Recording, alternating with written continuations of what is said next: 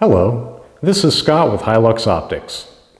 Now today, your eyes might be captured by this luxuriously beautiful Winchester 1873. This is one of the classics, also known as the gun that won the West. If you have an old rifle like this, well, chances are you probably don't want to damage it by drilling, tapping, cutting, any other sort of machining activity onto the barrel or receiver. However, you might also want to mount up a scope. To help with that, we have what we call the Winchester 73-76 kit. It goes on the Winchester 73 and 76, replacing the front sight and the dust cover with the mounting points that allow a Crescent cut or a Posa cut scope to fit on the rifle. Actually getting it mounted up is going to be pretty straightforward, and if you have all of the right tools and parts laid out before you, I have no doubt it's going to take you even less time to get your scope mounted than it will be to watch this video.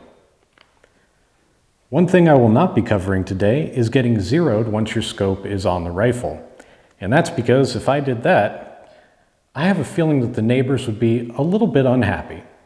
So I'll be taking this rifle to the range tomorrow to get it zeroed in. But in the meanwhile, let's get the scope mounted up, let's get the eye relief set, the reticle leveled out, and then I have to go hunt down some ammo. Alrighty. First steps first. Let's take out this here front sight. There's a little flat-headed screw in there, actually kind of a set screw. First step first, let's go ahead and take that out.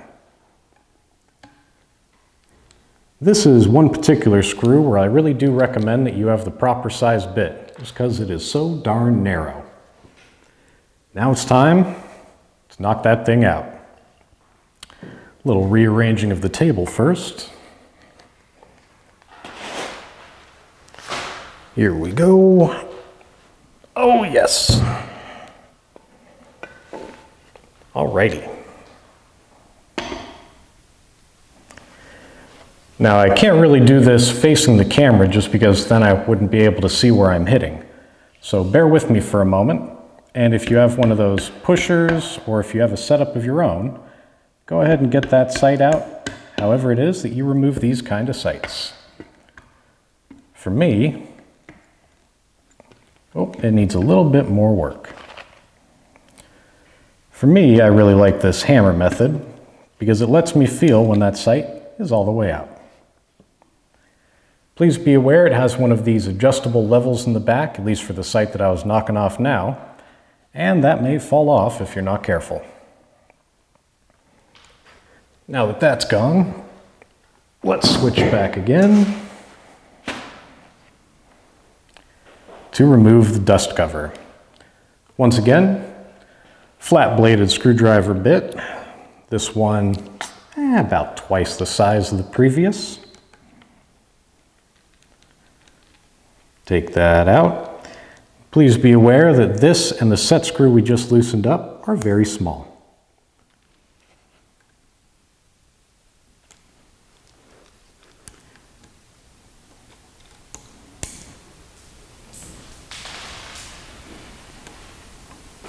Okay, so one thing to keep in mind when you are removing this dust cover, there is a very small ball bearing just underneath it that prevents it from, sliding all the way out or too far forward or what have you.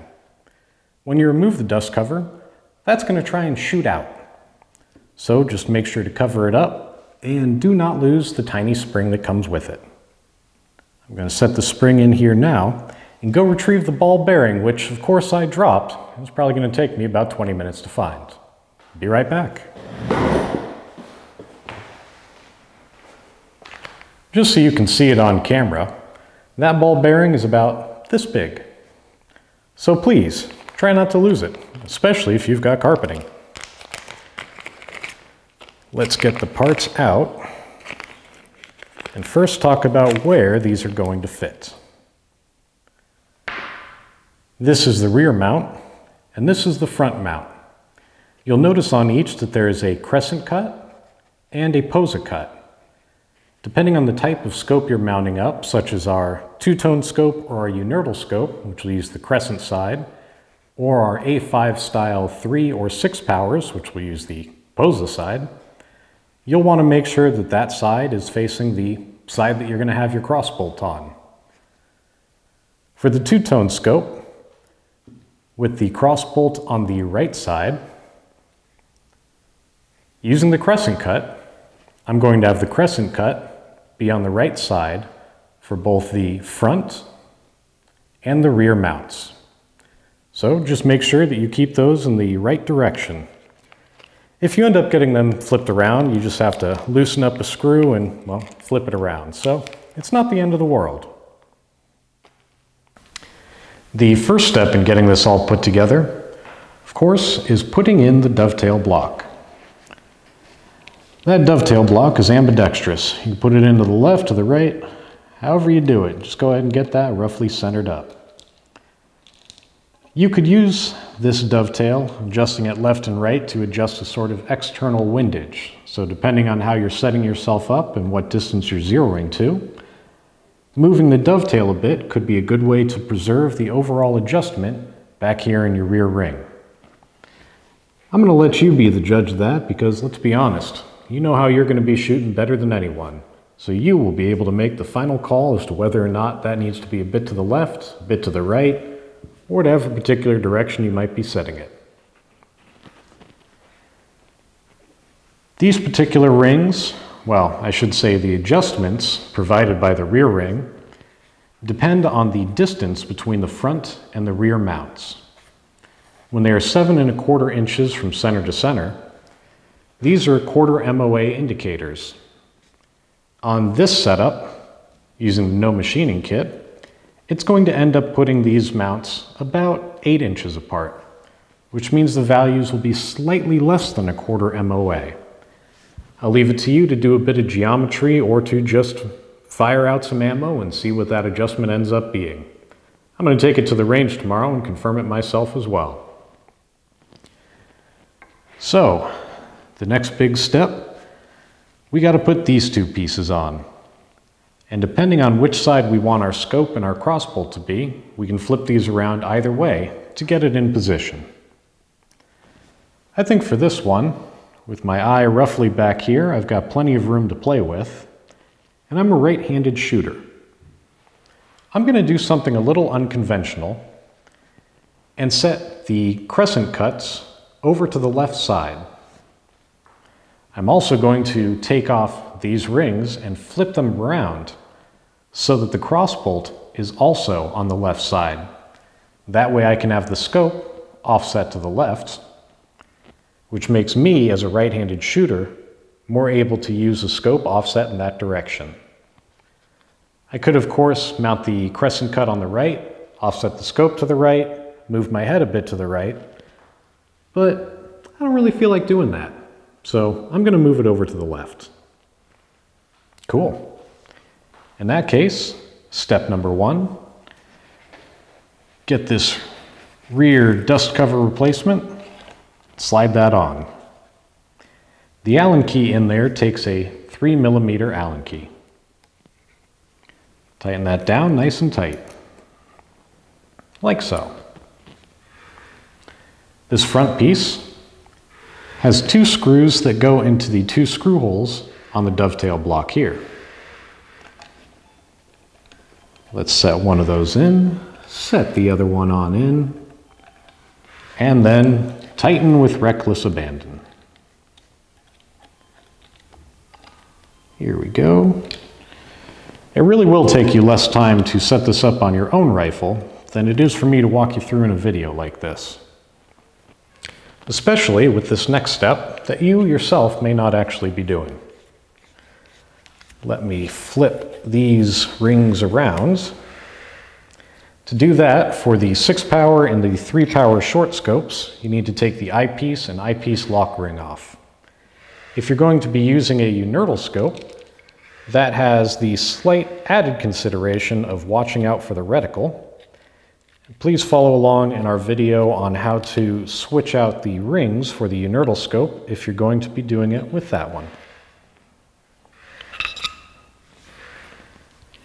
Fortunately, I am also going to have to loosen up some of these parts to level the scope and set the eye relief anyway, so this all works out pretty well. Now, previously, I had those cross bolts like so on the right-hand side. Let's flip that around. Oh, hey, a lot of moving parts here. And that's difficult to do when you're trying to make it face the camera. There we are. Set that cross bolt in like so. Nice. Now we put on the rear ring with the cross bolt facing the same side. When I remove the rings, I tend to take out the plungers so that I don't have something scraping along the side of the scope tube when I'm taking it off. But you should remember, if you do this, that those springs are very, very strong. Oh, goodness. Wow, that thing is really tough. Is that not seated in there? Ah, it was not.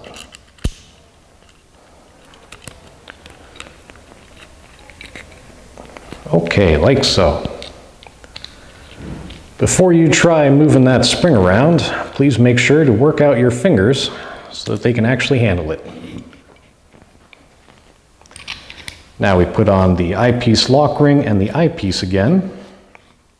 I'm going to have to adjust this for my eye's particular focus later. If you're wearing glasses, you can of course adjust the eyepiece to fit your prescription pretty darn well. That is another thing that I'm going to leave up to your judgment to decide. There we go. Take the caps off. Now, all I have to do is slide the scope on. Let's give you a better view of it. Rear ring slides on. Front ring slides on. Tighten those cross bolts up. Wiggle them a little bit to make sure that they settle in. You should feel that crescent cut. Really dig into the crescent cut on these mounts. If you're using a Posa cut, you should feel that cross bolt fit right into the Posa cut opening. And once you have those rings on securely, they shouldn't come off. Feel free to Loctite with a little bit of blue Loctite if you're going to be firing something heavy caliber, or if you just want a little bit of added safety.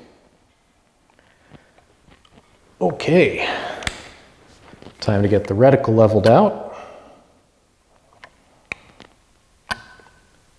Pretty close. I think that'll do for now. And let's set up the eye relief. This particular scope has an eye relief of just a little more than 3 inches.